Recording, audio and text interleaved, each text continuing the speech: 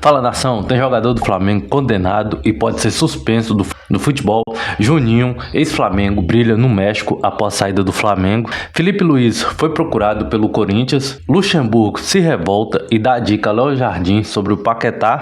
E João Gomes é desejado pelos 5 grandes do campeonato inglês. Então já começa dando seu like, né, para saber mais sobre as novidades de hoje. E se você ainda não é inscrito, por favor, se inscreva no canal, dê o like, ative o sino de notificação para não perder nenhuma novidade, beleza? Então vamos começar. Vou começar com a situação do Emerson Royal. O Emerson Royal está vivendo um problema sério fora do campo e pode ser suspenso do futebol. O motivo foi que o jogador foi condenado a pagar uma dívida de 650 mil euros, algo em torno de 3,8 milhões de reais, e tem prazo para pagar até dia 13 de abril. E se caso ele não pagar, né, pode sofrer punições esportivas vindas da FIFA, e por conta dessa dívida, o caso envolve uma disputa com a empresa do empresário André Cury, que essa empresa é ligada à carreira do jogador. Segundo as informações, é que a empresa acusa o Emerson Royal de estelionato, associação criminosa e fraude processual. Ou seja, pelo visto, não tem como recorrer e o Emerson Royal terá que pagar, porque essa história, né, já vem desde 2021 e está ligada a negociações envolvendo a ida dele para o futebol europeu, que inclui, né, o Barcelona. A acusação é de que informações teriam sido ocultadas, né, durante uma negociação, o que teria gerado prejuízo à empresa do André Cury. Agora aqui, pensa comigo, as negociações envolvendo brasileiros com o Barcelona sempre são obscuras. Foi no caso do Neymar, Paulinho, agora Emerson Royal, e tem outras também, né? E outra, o jogador já tem suas dificuldades dentro de campo. A torcida já pega no pé, porque, queira ou não, ele joga muito mal. E ainda tem mais um problema para o Royal se preocupar. Jesus, viu? Acredito que um jogador que vive esse tipo de pressão fora de campo acaba que afeta também dentro do campo. Vocês não acham? E enquanto tudo isso acontece, o técnico Léo Jardim segue utilizando o jogador. Inclusive, existe até expectativa, né, de que ele ganhe minutagem na estreia da Libertadores contra o Cusco, por conta do seu porte físico, porque vai jogar na altitude, né, acima de 3.400 metros, e com isso o Léo Jardim vê com bons olhos ele começar o jogo. Tá difícil a situação do Emerson Royal. Agora eu quero saber de vocês. Vocês escalariam o Emerson Royal nesse jogo ou deixaria ele fora para evitar mais desgaste, tanto dentro e fora de campo? Agora vamos falar de um assunto que sempre gera debate. Jogador que sai do Flamengo e começa a jogar muito bem fora do Mengão. O nome da vez agora é Juninho. O atacante simplesmente está voando no México, defendendo o Pumas. No último jogo, ele fez uma jogada absurda, aplicou 2 chapéus seguidos e na entrada da área ele ainda deu uma assistência pro gol. Sinceramente, isso aí é coisa de craque que eu nunca vi ele fazendo aqui no futebol brasileiro. Até apesar também, né, que desde que ele chegou no México, os números deles, né, são expressivos. São 5 gols, 3 assistências, 14 jogos e 11 como titular. Ou seja, no México ele teve e tem sequência. Ele está mais confiante e seu desempenho fala por si só que está melhor do que o do Pedro. E aí entra o ponto principal, que no Flamengo, do Felipe Luiz, ele não teve tanto espaço assim.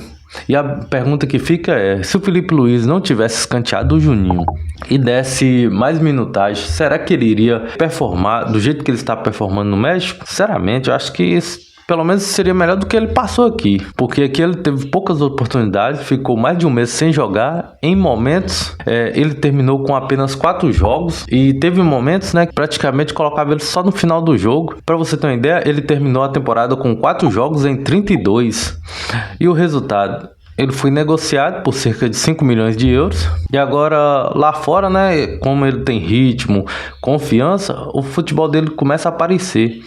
Isso levanta uma discussão importante. O Flamengo errou em liberar o jogador ou ele só não estava pronto naquele momento? Comenta aqui embaixo, né? Porque essa discussão é boa demais. E realmente é a pergunta que fica no ar. Agora, uma informação de bastidor que surpreendeu muita gente. Antes do Corinthians fechar com o Diniz, o Corinthians tentou contratá-lo. Felipe Luiz foi prioridade do clube paulista após a saída do Dorival Júnior. Mas ele, né, no caso Felipe Luiz, recusou a proposta. O motivo é bem claro. Felipe Luiz quer seguir a carreira na Europa. Tanto é que ele se mudou para a Espanha e está esperando propostas de clubes europeus. Ou seja, ele não quis nem abrir negociação com o Corinthians. Mas também que vai o louco que quer ir para aquele lugar, só o Diniz mesmo. Além dele, né, outro nome que foi procurado foi o Marcelo Galhardo, que é o ex-treinador do River. Só depois dessas negativas é que o Corinthians foi atrás e fechou com o Fernando Diniz. Agora aqui, olha como é interessante, porque isso mostra como o trabalho do Felipe Luiz foi bom no Flamengo, porque times de pontas, né, estão procurando ele para ser treinador. Só que mesmo ele tendo pouca experiência como técnico, ele já é visto como uma boa opção, né, para grandes clubes brasileiros. E também ele fez o certo em não assumir nenhum clube agora nesse momento, depois que ele foi desligado do Flamengo. E por quê? Porque isso ajuda bastante, né, o nome dele ficar em evidências, ao contrário do Dorival Júnior, que acabou de sair do Corinthians. Um dia depois ele já deu uma declaração falando que já estava guardando novos projetos para ele assumir. Aqui no Brasil, sinceramente, o treinador gosta dessa dança de cadeiras, porque trabalha em 3 clubes diferentes, né, distintos, durante um ano, e nesse período o cara ganha 3 salários, 2 dos anteriores, né, e o salário que ele tá no clube atual. Sinceramente, o futebol em si é uma várzea, viu? E agora, na opinião que deu o que falar foi do Vanderlei Luxemburgo, o professor. Ele comentou a posição ideal do Lucas Paquetá e ele foi direto. Ele disse, né, para Jardim que para ele o Paquetá não deve jogar avançado. Segundo Luxa, o melhor rendimento do jogador seria atuando mais recuado, como segundo volante. A justificativa é simples. O professor disse que ele acredita que o Paquetá tem força física, boa leitura de jogo e a capacidade de chegar de trás, né? E que jogando de frente pro jogo, ele renderia muito mais. Enquanto isso, o próprio Paquetá já falou sobre o assunto e disse que prefere atuar centralizado, mais próximo da criação. Mas deixou claro o seguinte, que está à disposição para jogar onde o treinador Léo Jardim quiser. E aí entra um debate tático, né? O professor nesse quesito é expert. Por quê? Porque ele conseguiu encontrar posições que eternizaram alguns jogadores, né, no futebol mundial. Exemplo disso é o lateral que virou zagueiro e que é um dos melhores zagueiros da história do futebol, que é o Sérgio Ramos, que antigamente era lateral e através do professor Luxemburgo colocou ele como zagueiro e virou o que virou, né? Aí também tem Ricon, que era atacante e depois ele se tornou volante e que foi um dos maiores volantes que passou aqui no Brasil, e a lista é enorme. Enfim, a pergunta que fica é o seguinte: Paquetá realmente renderia mais jogando recuado ou sendo um jogador mais avançado? Dependendo dessa escolha, né, muda totalmente a dinâmica do meio de campo do Flamengo. Então eu quero ouvir sua opinião nos comentários.